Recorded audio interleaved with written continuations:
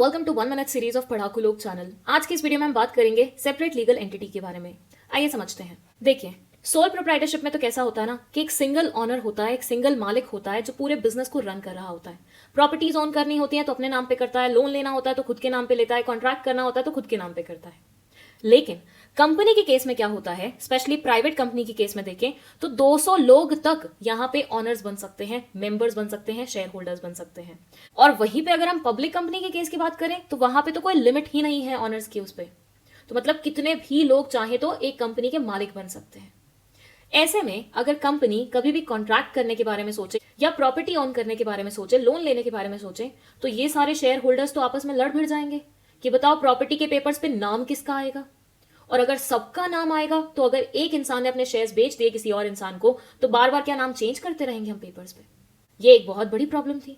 तो इस प्रॉब्लम से निजात पाने के लिए एक नई कॉन्सेप्ट इजाद की गई जिसको हम बोलते हैं सेपरेट लीगल एंटिटी की कॉन्सेप्ट। सेपरेट लीगल एंटिटी के चलते हुए लॉ की नजर में कंपनी की पहचान अलग कंसिडर की जाती है। जैसे एक इंडिविजुअल को ट्रीट करते हैं ना, लॉ की नजर में कंपनी को भी बिल्कुल वैसे ही ट्रीटमेंट मिलती है। एक इंडिविजुअल और कंपनी में कोई भी डिफरेंस नहीं कंसिडर किया जाता है। इसके चलते हुए कंपनी को आर्टिफिशियल पर्सन का नाम भी दिया गया है। ऐसा इसलिए किया क्योंकि देखिए, पर्सन के इक्वल तो बना दिया आपने कंपनी को, लेकिन वो जीवित तो नहीं है, जीती जागती तो नहीं है, तो इसे आर्टिफिशियल बोल दिया गया। सो कंपनी की लॉ की नजर में एज एन इंडिविजुअल पहचान होगी। अब ऐसे समझें कि कंपनी को अगर अपनी खुद की अलग पहचान मिल ही गई है तो ऑनर्स की पहचान को वो इस्तेमाल करके क्या करेगी, तो उसको अलग कर देते हैं। इसलिए ये वर्ड आया सेपरेट लीगल एंटिटी। मतलब लॉ की नजर में कंपनी की खुद की आइडेंटिटी होगी, एंटिटी होगी, और उसका शेयर होल्डर से, ऑनर से, मेंबर से कोई लिंक नहीं होगा।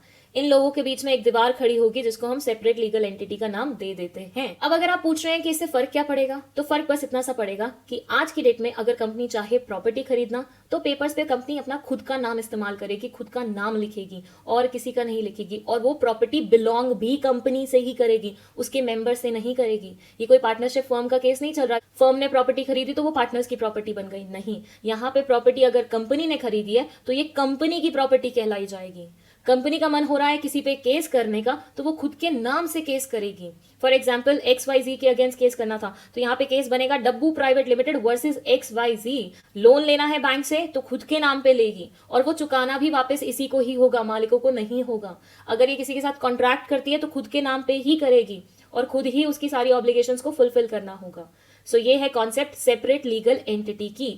सम अप करूं तो इसका कहना यह है कि कंपनी अपने शेयर होल्डर से, ऑनर से, मैनेजर से, डायरेक्टर से अलग कंसिडर की जाती है। कंपनी की खुद की एक पहचान होती है और कंपनी खुद से अपने नाम पे प्रॉपर्टीज होल्ड कर सकती है, लायबिलिटीज होल्ड कर सकती है और उसके खुद के अपने राइट्स भी होते हैं। एंड यहां बताया गया है कि सेपरेट लीगल एंटिटी की कॉन्सेप्ट के चलते हुए हर इंडिविजुअल जो कंपनी के साथ एसोसिएटेड होगा उसकी लायबिलिटी लिमिटेड नेचर की होगी। क्यों होगी? क्योंकि भाई देखो, कंपनी ने लोन उठाया है, खुद के नाम पे उठाया है, तो भुगतान भी खुद को ही करना पड़ेगा। इंडिविजुअल्स को थोड़ी ना वो परेशान करेगा।